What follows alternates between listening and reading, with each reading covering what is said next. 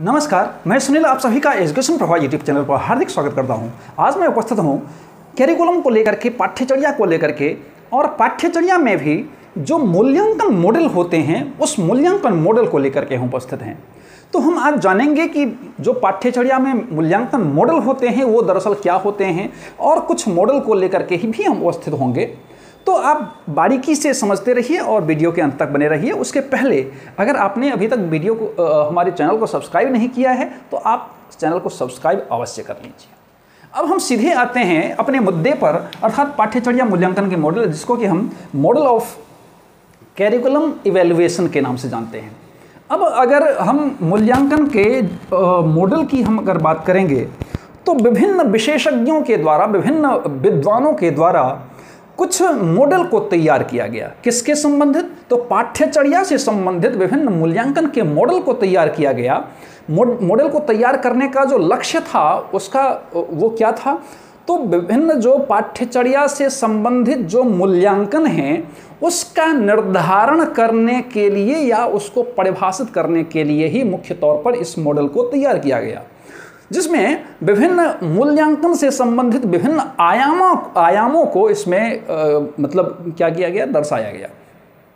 जिसमें कि आप देखेंगे कि हम रूपरेखा, उद्देश्य की रूपरेखा कैसे तैयार करते हैं, हम उसके विभिन्न पक्षों को कैसे रखते हैं, हम जब कक्ष में जाते हैं तब उसकी बातों को कैसे हम उपस्थापित करते हैं, या उसके निर्णयात्मक पक्षों तक हम कैसे पहुंचते हैं, ये तमाम तरह की जो बातें हैं वो सारी चीज़ें इस मॉडल के अंतर्गत समाहित किए गए हैं।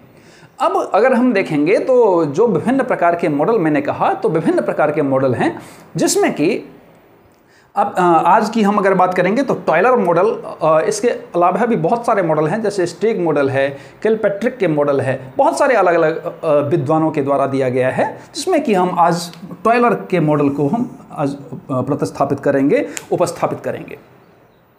अब हम अगर टॉयलर के मॉडल को देखेंगे तो जो पाठ्यचर्या से संबंधित जो मूल्यांकन के मॉडल हैं उसमें से सबसे जो पारंपरिक मॉडल, या जिसको कि हम सबसे पुराना मॉडल के नाम से जानते हैं, उसमें से ये सबसे पहले मॉडल में से, पुराने मॉडल में से एक माना जाता है और उतना ही उद्देश्यपूर्ण माना जाता है। इसीलिए इसको टॉयलर का जो मॉडल है उसको पाठ्यचर्या मूल्यांकन में उद्देश्यों का मॉडल के नाम से भी जाना जाता है, क्योंकि ये पूर्ण रूप से टॉयलर का जो मॉडल है वो उद्देश्य पर आधारित है। तो उद्देश्य पर आधारित होने के कारण से ही इनके मॉडल को क्या कहा गया? तो पाठ्यचर्या मूल्यांकन के उद्देश्यात्मक मॉडल के नाम से जाना गया। उसमें अगर हम देखेंगे तो टॉयलर के द्वारा 1949 में, कब? 1949 में एक लेख प्रस्तुत किया गया। लेख प्रस्तुत किया जिसका नाम था पाठ्यचर्या और शिक्षा के मूल सिद्धांत।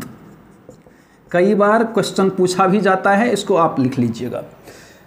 टॉयलर के द्वारा 1949 में, 1949 में एक लेख लिखा जाता है, पाठ्यचर्या और शिक्षा के मूल सिद्धांत।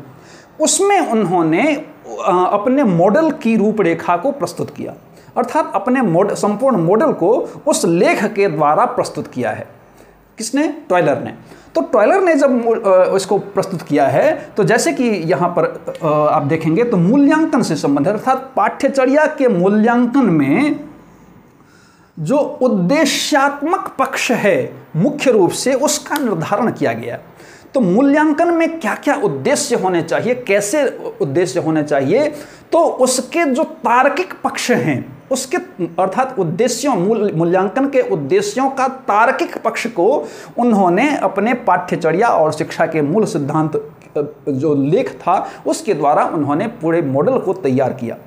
और इसी के चलते पाठ्यचर्या मूल्यांकन के उद्देश्यात्मक मॉडल के भी नाम से इनको जाना जाता है। अब इसमें मुख्य रूप से क्या क्या अंकित था? तो इसमें जो इन्होंने अंकित किया कि पाठ्यचर्या का जो निर्धारण होता है उसका उद्देश्य होता है, वो उद्देश्य किस प्रकार का होना चाहिए, इस पर इनका संपूर्ण वृत्तांत प्रस्तुत इन्होंने किया है। तो इसके तहत इन्होंने मतलब उद्देश्यों की रूपरेखा को सबसे पहले तैयार किया, फिर उसके तार्किक व्यवहार को उन्होंने अंकित किया और छात्र के व्यवहार को उन्होंने इसमें सम्मिलित रखा है।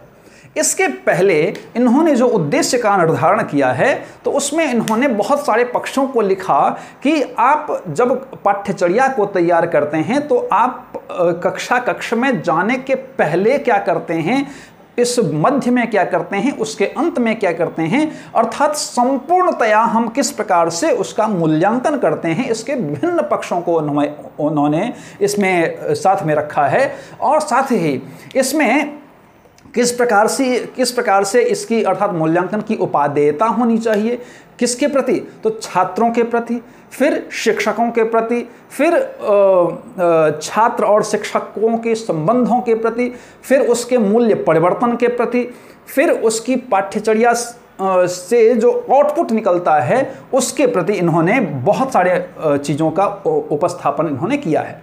इसके अलावा अगर हम देखेंगे तो इनमें इन्होंने व्यवस्थीकरण को बहुत मूल सिद्धांत माना है। अर्थात इन्होंने कहा कि आप जब रूपरेखा तैयार करते हैं कोई भी, अर्थात किसी भी चीज़ को करने से पहले आपको ब्लूप्रिंट तैयार करना होता है, उसकी रूपरेखा को तैयार करना होता है। जब आप रूपरेखा तैयार कर देते हैं तो आपको उसके बाद उसके अनुसार आपको उद्देश्यों का परिपालन करना होता है। जब आप रूपरेखा तैयार कर लिए, उसके हिसाब से आपने उद्देश्यों का निर्धारण कर लिया, उद्देश्यों के तहत आपने उस कार्यान्वयन को संपादित किया, और जब वो कार्य आप कर रहे होते हैं उसके बाद का कार्य क्या होता है, तो छात्र का काम, अर्थात आपने जो पढ़ाया, तो आपने जो पढ़ाया उसका छात्रों के ऊपर उसका क्या असर पड़ा, उसका मूल्यांकन के रूप में इन्होंने बहुत सारी चीज़ों को लिखा। उसमें इन्होंने व्यावहारिकता को भी रखा, वैधता को भी, विश्वसनीयता को भी, तार्किकता को भी, इसमें तार्किक दृष्टिकोण को बहुत सर्वोपरि माना है। तो ये सब सारी चीज़ें इन्होंने प्रस्तुत की हैं, जो कि बहुत सिंपल मॉडल है इनका, और सबसे पुराने मॉडल में से एक इनका मॉडल जो है वो टॉयलर मॉडल है। तो मुझे लगता है बहुत कम समय में आपने टॉयलर मॉडल को बहुत बेहतर ढंग से जाना होगा। इसी प्रकार से पढ़ने के लिए आप एजुकेशन प्रभा यूट्यूब चैनल को सब्सक्राइब कीजिए, लाइक कीजिए, शेयर कीजिए, कमेंट कीजिए और साथ ही बेल आइकन को जरूर प्रेस कीजिए ताकि आपको आने वाले सभी वीडियो मिलते रहे। धन्यवाद।